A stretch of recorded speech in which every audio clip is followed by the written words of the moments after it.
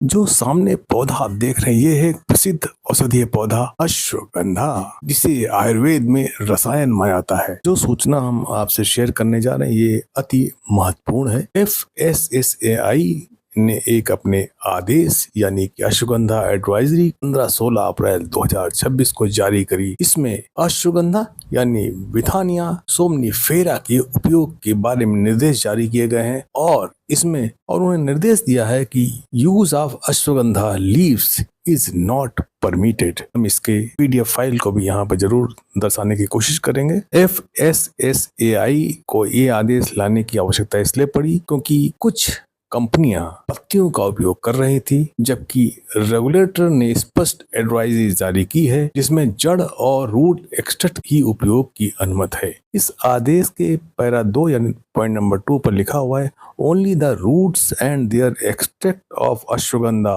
Withania somnifera are permitted for use in the above mentioned categories of product। 3 number point पर लिखा, it has been brought to the notice of FSSAI that certain manufacturer of these products are using ashwagandha leaves and its extract on their product। 4 number बोलता है, in this regard it is clarified that the use of ashwagandha leaves in crude or extract or any other form is not permitted under the said regulations। Point number 6 में लिखा हुआ है कि all food business operators BOs are hereby advised to ensure strict compliance with aforementioned provisions। Any deviation shall attract action under the Food Safety and Standard Act 2006 and regulations made thereunder। इस advisory ने उन सभी लोगों की आंखें खोल दी हैं जो लोग पौधों की पत्तियों या उसके प्रोडक्ट या उसकी जड़ों या उसके किसी प्रकार के भाग को खाने की सिफारिश अपने गार्डनिंग चैनल पर कर रहे थे।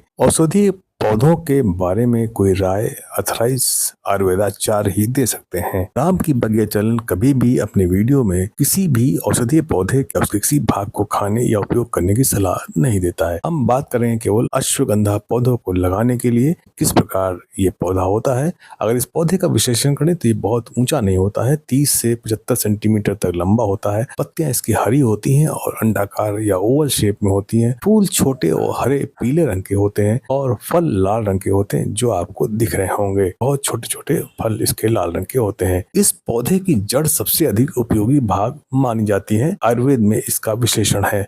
अश्वगंधा की जड़ में अनेक औषधीय गुण पाए जाते हैं। ये शरीर की कमजोरी दूर करने के लिए, तनाव कम करने के लिए, रोग प्रतिरोधक क्षमता बढ़ाने और नींद सुधारने में सहायक मानी जाती है। आयुर्वेद में इसका उपयोग विशेष रूप से थकान, मानसिक तनाव, जोड़ों के दर्द और कमजोरी के उपचार के लिए किया जाता है। किसानों के लिए भी अश्वगंधा की खेती बहुत ही महत्वपूर्ण है क्योंकि अश्वगंधा कम पानी में अच्छी तरह से उग जाता है। इसके लिए हल्की और जल निकास वाली मिट्टी उपयुक्त होती है। इसे बीज द्वारा उगाया जा सकता है और लगभग 5-6 महीने में इसकी फसल तैयार हो जाती है। ये एक मुनाफे की फसल हो सकती है। अश्वगंधा को भारतीय जिनसंग की संज्ञा भी दी जाती है। अगर अश्वगंधा की और बात करें तो ये एक बहुत ही उपयोगी औषधीय पौधा है और जो स्वास्थ्य के लिए और खेती दोनों दृष्टियों से अत्यंत लाभकारी है। अगर आपको हमारी ये सूचना या इन्फॉर्मेशन सही लगी हो और हमारा चैनल आपको पसंद हो तो जरूर हमारे चैनल को सब्सक्राइब, लाइक और शेयर करना ना भूलें। हम इसी प्रकार की इंफॉर्मेटिव वीडियो अच्छी जानकारी के साथ उपलब्ध कराने की कोशिश करते रहेंगे। नमस्कार, धन्यवाद। राम की बगिया।